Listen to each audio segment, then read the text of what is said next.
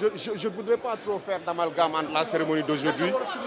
Donc voilà, li ñuy wax rek mooy ñu bëri seetlu nañ ni ku mel ni neex a dëkkal man neex a dëkkal laa ko yooyee parce que nit koo xam ne da ngay dëkk ak moom te bëggul jàmm ci réew mi neex a dëkkal lañ ko yooyee jàpp naa ni état du Sénégal war na jël ay responsabilités am régler problème waa jooju de façon définitive parce que nag crédibilité état moo taxaw suñ ko defulee bu ëllëgee nañu xam ne ñun Sénégal ñun ñëpp ci jungle lañ nekk na ku nekk def lu ko neex taxaw ne kenn du ma àtte wala du ma wuyu ji justice loolu menace la pour état du Sénégal menace la pour citoyens yëpp donc état bi dafa war a jël ay responsabilités am Ousmane Sonko dem wuyu ji devant les tribunaux d'abord am na lu ñu koy jiiñ loolu c'est strictement privé mais il a incité à la violence il a fait tuer 14 personnes dans ce pays à cause de son appel à l'insurrection cela aussi ne doit pas ne doit être passé sous silence il doit répondre de ses actes si on ne le fait pas le Sénégal devient bu wuyuwul bu fekkente ni attewuñ ko ci loolu réew mi daanaka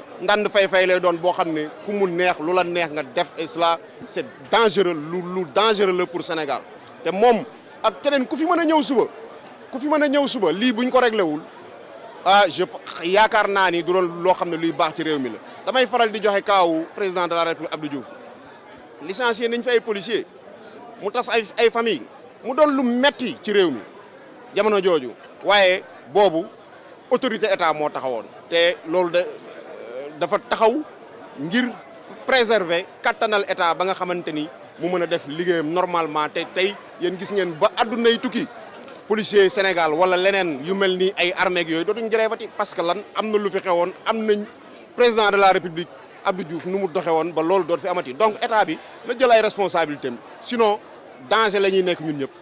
mu mel ni moom nee na pare na pour dem procès. non ragal mënu ci am état mënul ragal mais ñun dañuy alerter en tant que fonctionnaire en tant que homme politique parce que am na loo xamante ni buñ ko réglé wul mën na topp réew mi. bu ëllëgee kenn du reconnaître benn autorité ci dëkk bi te ñun ñi jàng droit ñëpp xam nañ ni état territoire la autorité ak population bu ci autorité bi génnee état amatul donc état boobu dañ ko war exercer pleinement et sans état d'âme et sans parti pris pour que vraiment koo xamante ni tooñ nga ñu yóbbu la fi nga xam ne ni moom la mbax ne doonee benn. moom mu ne pare na pour dem procès wàllu Adji Sarr tamit mais El Hadji nee na pare na pour dem est-ce que yow yaakaar nga ni état Sénégal ak ni dossier bi mel ak coow li ci nekk pare na pour organiser. dossier bi ñi ko yor ñoo xam li ci nekk man xaw ma lu ci nekk mais li ma leer daal mooy Sénégal képp kuy sénégalais ñu woo la tribunal da nga war a dem ak koo mën a doon prix bu mu jar lu mu jar pour loolu am na ko jar mais réew mi du doon sako su golo boo xam ne lu waay neex def lu la neex nga wax loolu dafa war a arrêter parce que loolu wóorul ci Sénégal donc état bi moom laay wax encore une fois na jël ay responsabilités ñu régler loolu parce que lu ko may nekkatuñ ci état ci jungle lañ nekk lu ko may nekkatuñ ci état ci àll lañ nekk lu waay neex wax lu waay neex def te loolu je pense que du sax ci état. Ce que je dois dire sur cette question est que le constat est établi que la défiance aujourd'hui a atteint son paroxysme.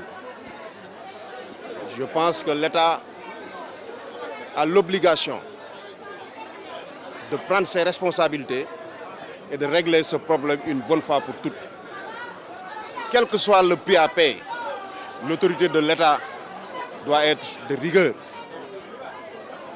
L'État ne doit pas perdre la face devant ce gars.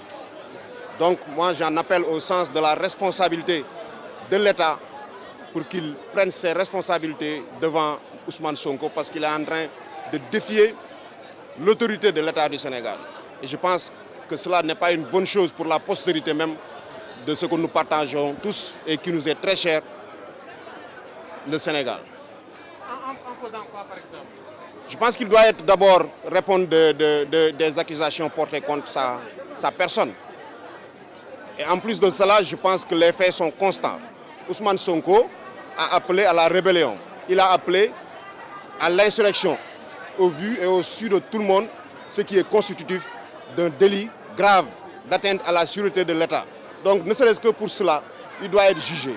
Et il appartiendra à la justice de voir s'il est coupable ou non. En ne le faisant pas, je pense que l'État aura simplement perdu la face devant Ousmane Sonko. Et cela n'est pas une bonne chose pour l'autorité de l'État que le régime doit incarner. Il dit être prêt à aller à un procès. L'autre partie également, par le biais de son avocat, dit être prêt à aller à un procès. Mais est-ce que vous croyez que l'État du Sénégal, actuellement, vu la tournure que le dossier a eue, est prêt à organiser ce procès? Il n'y a pas de tournure à prendre en considération dans cette affaire-là. La justice doit être dite et je pense que nous sommes dans un État où les pouvoirs sont séparés et chaque pouvoir assume sa part de responsabilité dans la conduite des affaires publiques. Il y a une justice qui dit le droit, il n'a qu'à aller au tribunal pour que ce droit-là soit dit, s'il est blanchi, qu'il soit innocenté, et s'il est coupable et qu'il en paye le prix. Mais il n'y va pas de l'intérêt et de la survie même et de la crédibilité de l'État pour qu'on laisse Ousmane Sonko continuer à défier l'État de cette manière-là. Cela est absolument scandaleux et je pense que l'État doit y mettre un terme. Voilà. Mais au nom de la paix, ce qui s'est passé en mars 2021, serait-il pas mieux peut-être de mettre... Ce qui s'est passé en mars 2021, rassurez-vous, ne se passera pas, ne se reproduira pas. Ça, vous pouvez en être convaincu, ça c'est évident.